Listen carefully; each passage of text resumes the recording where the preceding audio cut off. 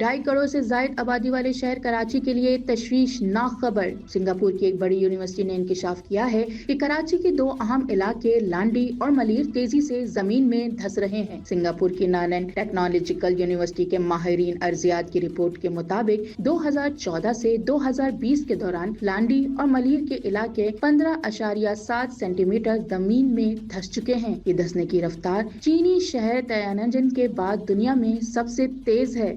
माहिरीन ने इसकी बुनियादी वजह ज़ेरे जमीन पानी का बेतहाशा इखराज और शहर में नई बुलंद इमारतों की तेजी से तामीर को करार दिया। इसके अलावा कराची का जोग्राफियाई महल वकू भी एक अहम अंसर है। ये शहर इंडियन, यूरेशियन और अरबियन जैसी 3 अर्जी प्लेटों के बाहिमी टकराव के मुकाम के करीब वाक़ है, जो जमीन की हरकत को मुतासिर कर रहा है। रिपोर्ट में खबरदार किया गया कि अगर ज़ेरे जमीन पानी निकालने और बुलंद इमारतों की तामीर का सिलसिला जारी रहा तो न सिर्फ शहर के मजीद इलाके धंस सकते हैं, बल्कि मुस्तकबिल में बड़े ज़लज़ले आने का खतरा भी बढ़ जाएगा।